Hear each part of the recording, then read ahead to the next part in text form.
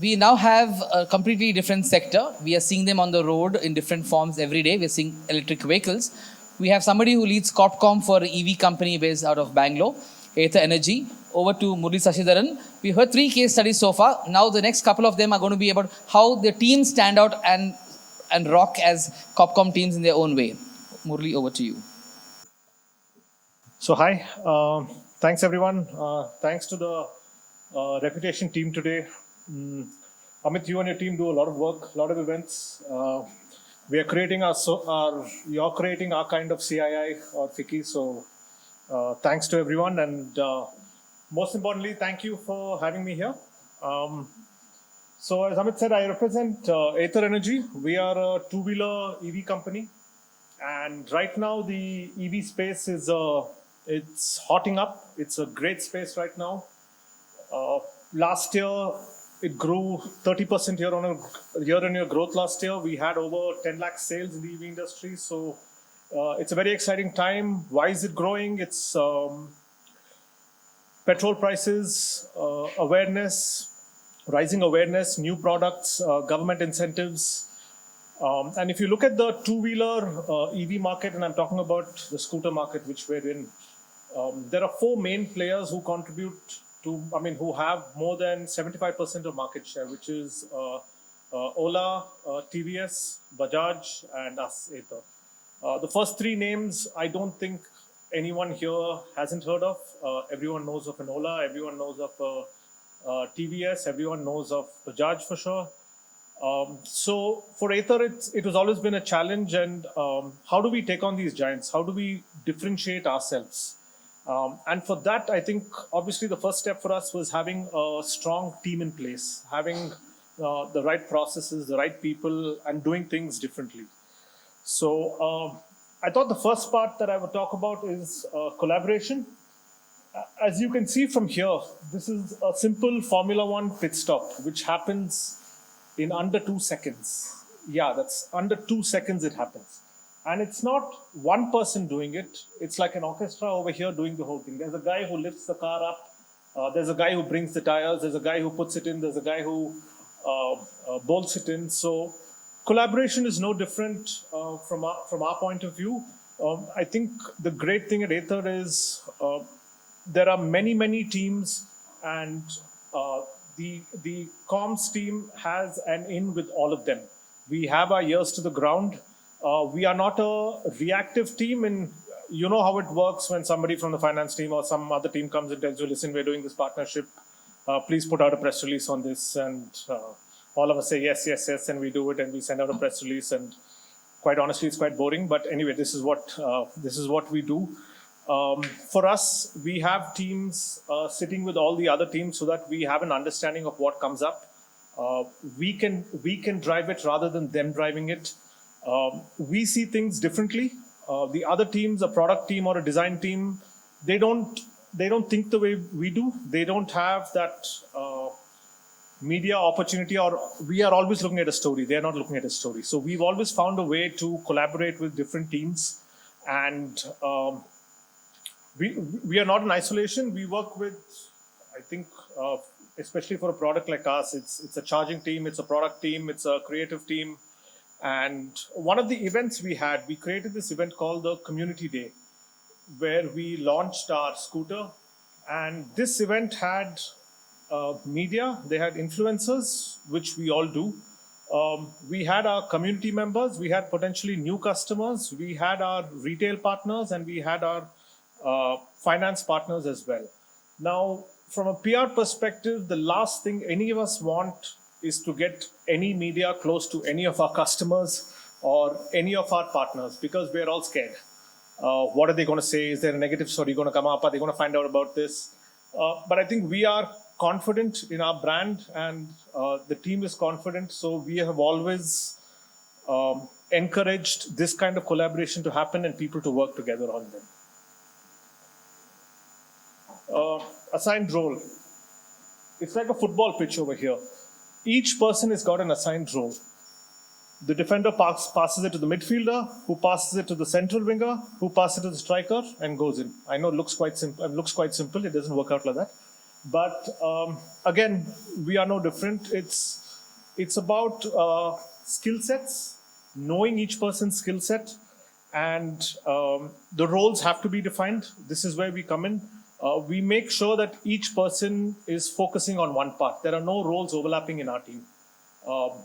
Be it focusing on the media relationships with trade media, media relationships with the senior editors, focusing on reels, on content creation, Twitter content for the founders. We ensure that there are roles defined and roles put in there, and it works quite well, at least most of the time.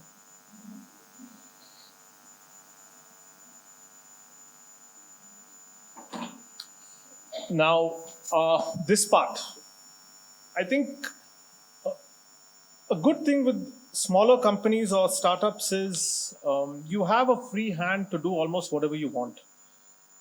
In PR, I think a lot of companies, a lot of people we are set in our ways where we have a process where we do things in a certain way. If we know we have an announcement, we'll say a press conference, let's do a press release, let's do an interviews and go about it. It's a process that is already there and we follow it. I think the team has always been encouraged here to do things differently, to find different ways to do it and stop following the same method that we did. The founder came up to us about 8 months or 9 months ago, and he said, listen, I want consumer PR. I want to reach out to the consumers directly. Now, 4 or 5 years ago, I felt it was a lot simpler because Times of India, Hindustan Times, Mumbai Mirror, Deccan Chronicle, you knew these mainstream newspapers were there that you could always go to and get a story out. I think that has come down now. They are not as powerful as they used to be. Online is a bigger platform right now. While the financial media are still strong with your ETs and your business standards and Mint, I think the mainstream guys, it's come down, so more people are going online. And then you have video content, you have YouTube and you have Instagram, where we realized even 6 months ago, people who were consuming 10 minutes of YouTube content, they can't do 10 minutes anymore. They all want to do 1 or 2 minutes. They want to do reels. They want to do stories. So coming back to when the founder came to us and he said he wanted to do consumer PR, we changed our tact. We said, why not do reels? Why can't we get the founder to do reels? I don't think too many other companies do this, and it also depends on the founder and how open he is to all this. So right now we do 3-4 reels a month. This is completely handled by the PR team, where the video editing, the content creation, what he talks about. So all social media stuff is handled by us. And happy to say that we announced a new helmet that we have that goes with our scooter. We got 2.4 million views on that reel, and all organic, nothing paid at all on this. But the point here is we are willing to take a risk. We are willing to do things differently. Even our media reviews that we do, for the first time, we did it at night at a racetrack. This is not a bike, by the way, that we have, not a fancy bike like this. We have a scooter. So for someone to do a scooter launch at a racetrack at night is very different. And I think that's what the team does. They know they can try new things out. They are not scared to. And that is definitely helped as well.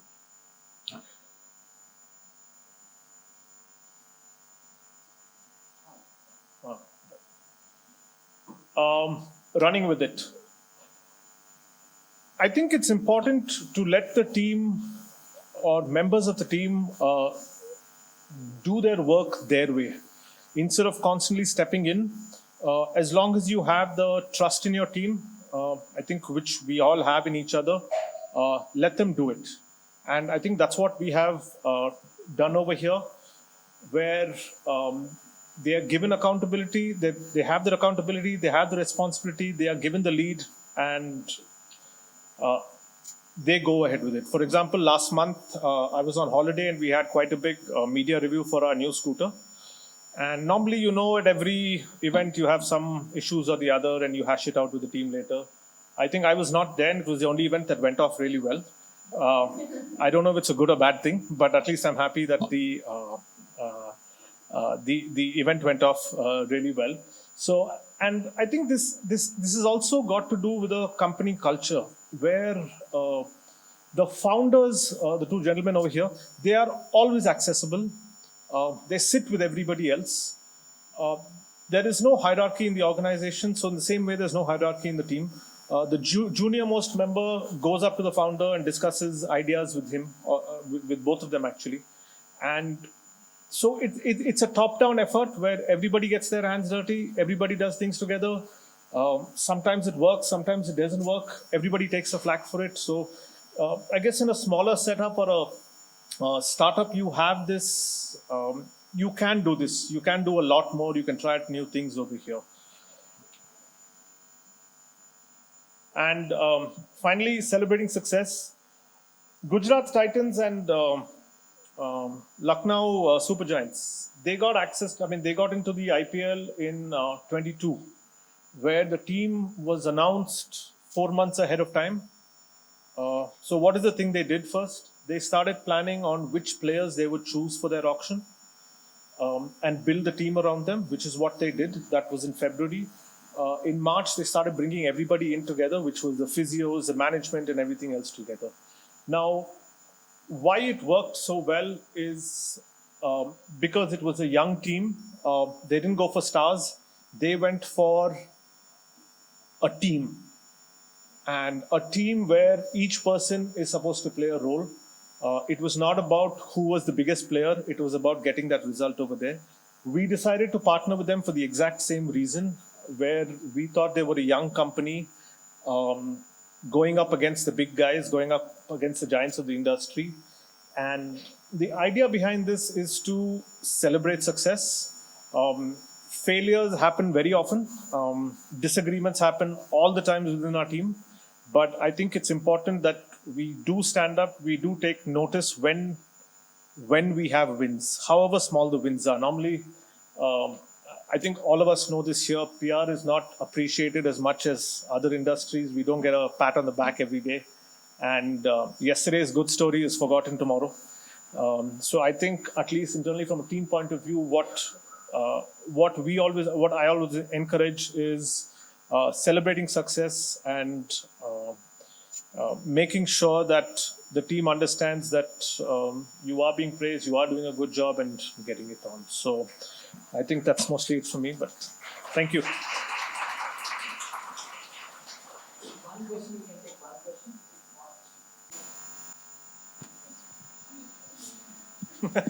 question. No, the other A, which is Aether here, I also won one after a lot of procrastination and research. But I also find, and I'm sitting next to an Ola user, so I also find there seems to be a little bit of a marketing issue with Aether. As in, you have a fabulous product, and I'm sure you saw one tweet which had a tree falling on the Aether bike, and it was pretty stable. I can't guarantee the same for the cars that we have most of these days, but that was a Bangalore picture. But how do you solve that through communications and everything on a daily basis? Or is it, or if you are able to tell here with the founders, or because you have a fabulous product, the marketing show is being stolen by Ola, not so much by the TV number 2 and number 3, but Ola is stealing the show. The product quality is still in a gray. Yeah, so you have to tell me where's the gap. Perhaps you talked about the team, you talked about everything, fabulous, great, this thing. But there will be a name internally, right, that you want to benchmark yourself and go ahead of the other teams and rivals. So to add to his point, after buying the Ola, I said, please buy the Aether. Okay. But again, like during the rains,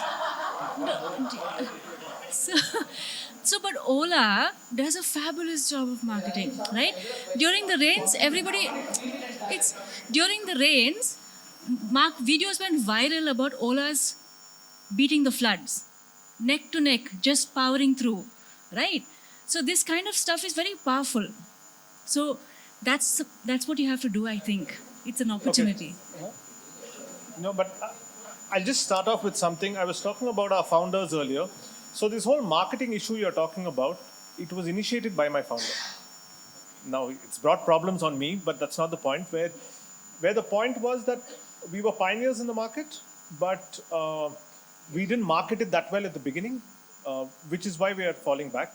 Our focus has always been on quality. Our products have always, the focus is on R&D and quality and testing. And I think that's always the way we're going to go. We are unable to match the spending and budgets of obviously the giants that I had spoken about. But I think we have a good narrative, we have a good product out there, and as long as you have a good product, I think for us that's the most important thing. So we can have a longer chat after this. Yeah. Thank you. Thanks.